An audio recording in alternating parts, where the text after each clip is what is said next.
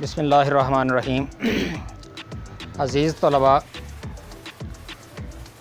हम उर्दू का जो हमारा पीरियड जो है, लास्ट टाइम हमने अपना सबक जो पढ़ा था उसमें मैंने महसूस किया कि काफ़ी चीज़ें बच्चों के तलफ़्फ़ुज़ के हवाले से कमज़ोर हैं। तो आज मेरा प्रोग्राम ये है कि हम तलफ़्फ़ुज़ को थोड़ा सा दुरुस्त करें ताकि हमें पढ़ने में आसानी रहे। इस हवाले से पहली और बुनियादी चीज़ जो हमें याद रखने की है वो कुछ हरकत हैं। वो हरकत जो किसी लफ्ज़ के किसी हरफ पे आती हैं तो वो लफ्ज़ सही तौर पे अदा हो सकता है। उन हरकत में पहली हरकत फ़तहा है, दूसरी हरकत कसरा है, तीसरी हरकत ज़ुम्मा है, चौथी हरकत तशदीद है और पांचवी जज़्म है। ये पांच बुनियादी हरकत हैं जिनका जानना हमारे लिए बहुत ज़रूरी है। फ़तहा उर्दू में हम इसके लिए ज़बर का लफ्ज़ इस्तेमाल करते हैं और कसरा के लिए उर्दू में हम ज़ेर का लफ्ज़ इस्तेमाल करते हैं। ज़ुम्मा के लिए उर्दू में पेश का लफ्ज़ इस्तेमाल करते हैं। तशदीद इसके लिए शद है और जज़्म के लिए सकून है। याद रहे कि उर्दू चूँकि एक लश्करी ज़ुबान है और इसमें अरबी, फ़ारसी और दीगर इलाकाई ज़ुबानों के अक्सर अल्फाज बकसरत पाए जाते हैं। उर्दू का बहुत बड़ा ज़ख़ीरा अरबी अल्फाज से आया है और ये पांच जो हमने हरकत लिखी ये अरबी ही की हरकत हैं। फ़तहा ज़बर को कहते हैं और इसको उमूमी तौर पे सिंबल में इस तरह लिखा जाता है। कसरा ज़ेर को कहते हैं तो ये किसी भी हरफ के नीचे आती है। ज़ुम्मा पेश को कहते हैं तो ये किसी हरफ के ऊपर आएगी और ये इसकी सिंबल होगी। तशदीद ये भी किसी हरफ के ऊपर होगी और इसकी ये शक्ल होगी। सुकून जज़्म जो है इसकी दो शक्लें उर्दू में मुस्तअमल हैं। एक तो छोटी सी दाल नुमा होती है और दूसरी हम उर्दू का जो 8 होता है ना उसकी शक्ल में ये दोनों शक्लें इस्तेमाल की जाती हैं। अब ये बात बुनियादी तौर पर याद रखने की है कि पहली, दूसरी, तीसरी क्लास में जब हमने ग्रामर शुरू की थी उस वक्त हमने हरफ और लफ्ज़ में फ़र्क देखा था। शायद किसी बच्चे के ज़हन में हो हरफ और लफ्ज़ में बुनियादी तौर पे फ़र्क। मसलन हमने इसी लफ्ज़ को फ़तहा को ही ले लें,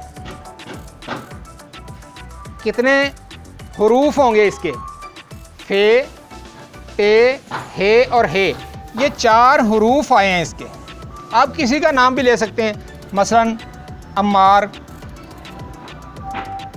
या असलम, किसी का नाम भी ले सकते हैं। इन नामों में अलिफ, सीन, लाम, मीम 4 ये इसके हुरूफ हैं।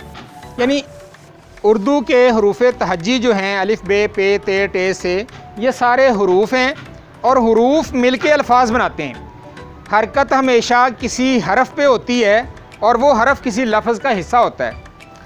अब हम देखते हैं कि किसी भी हरफ पे जो फ़तहा है, ज़बर है, जिस हरफ पे फ़तहा यानी ज़बर आएगी उस हरफ को हम मफ्तूह कहेंगे।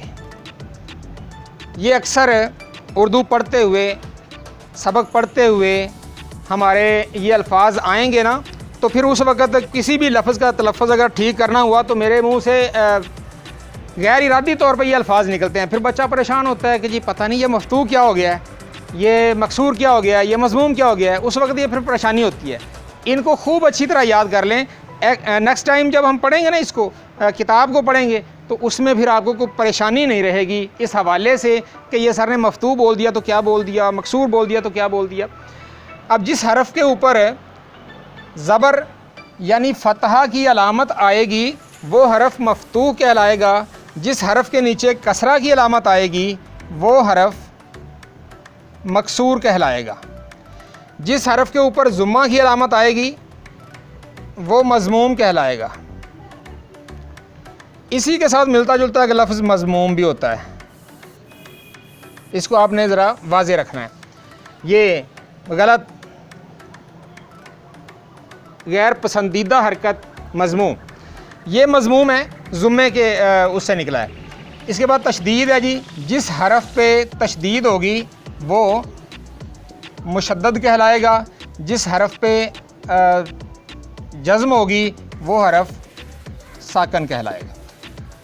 तो ये 5 हरकत हमने आज डिस्कस की हैं। मफ्तूह वो हरफ है जिसके ऊपर ज़बर होगी, मकसूर वो हरफ है जिसके नीचे ज़ेर होगी, मज़मूम वो हरफ है जिसके ऊपर पेश होगी, मुशद्दद वो हरफ है जिसके ऊपर तशदीद होगी, और साकन वो हरफ है जिसके ऊपर जज़्म होगी यानी सुकून की अलामत होगी।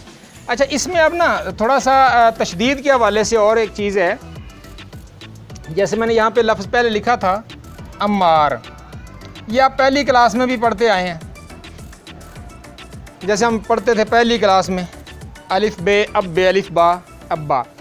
तशदीद उस वक़्त आती है जब कोई हरफ 2 दफ़ा लिखना होता है, अलिफ बे बे अलिफ। जब हम इसको लिखेंगे तो फिर ये 2 दफ़ा बे आई है, इसको हम 1 दफ़ा बे करके इसके ऊपर तशदीद दे देंगे। तशदीद वाला हरफ होता ही 2 दफ़ा है। अब हमने ये तो तशदीद दे दी, बाज़ औक़ात इस तशदीद के ऊपर भी कोई अलामत आ जाती है, मसलन ज़बर आ सकती है। जैसे ये हमने तशदीद तो दी, इसके ऊपर ज़बर भी दे दी।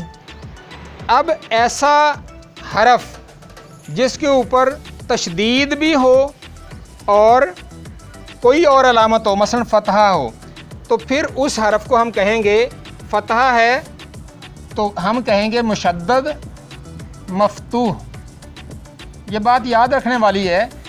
अच्छा देखें, मुशद्दद मफ्तूह वो हरफ होगा जिस हरफ पे तशदीद की अलामत भी होगी और ज़बर की अलामत भी होगी। जब तशदीद और ज़बर दोनों अलामतें होंगी तो फिर वो लफ्ज़ होगा मुशद्दद मफ्तूह। और अगर किसी हरफ पे तशदीद भी हो और नीचे कसरा हो, इसकी मिसाल कोई भी आप ले सकते हैं। अरबी में, चूंकि ये लफ्ज़ अरबी से आए हैं, इन्ने, अब ये नून जो है ना, ये इसकी तशदीद भी है और ये मकसूर भी है। इसको लिखने के भी 2 तरीके होंगे। इसको लिखने के भी 2 तरीके होंगे। चाहे तो आप इसके नीचे ही ज़ेर दे दें और चाहे आप इस तशदीद की अलामत के नीचे ज़ेर दे दें, दोनों सूरतें ठीक होंगी। ये भी इन्नी है, ये भी, और ये जो है ना, ये हमें महसूस ये होता है कि ये ज़बर है, हालांकि ये ज़बर नहीं है। चूँकि ये तशदीद के नीचे है लिहाजा ये कसरा ही होगा, और कसरा होने की सूरत में इसे हम कहेंगे मुशद्दद मकसूर। तो ये मुशद्दद मफ्तूह और मुशद्दद मकसूर, ये 2 चीज़ें इन 5 से हट के आ जाएंगी। एक दफ़ा फिर इसको रिवाइज़ कर लें। फ़तहा ज़बर की अलामत को कहते हैं, अरबी से आया है, अरबी अल्फाज के ऊपर लगता है, ज़बर की अलामत को कहते हैं। जिस हरफ के ऊपर फ़तहा यानी ज़बर की अलामत होगी वो हरफ मफ्तूह कहलाएगा, वो लफ्ज़ नहीं कहलाएगा। ये याद रखने की बात है। हरफ और लफ्ज़ में बुनियादी फ़र्क आपने याद रखना है। ये दूसरी चौथी क्लास में आपने पढ़ा हुआ है हरफ और लफ्ज़। हरफ और लफ्ज़ में बुनियादी फ़र्क आपने याद रखना है कि जिस हरफ के ऊपर ज़बर होगी उस हरफ को हम मफ्तूह कहेंगे, चूँकि ज़बर को अरबी में फ़तहा कहते हैं।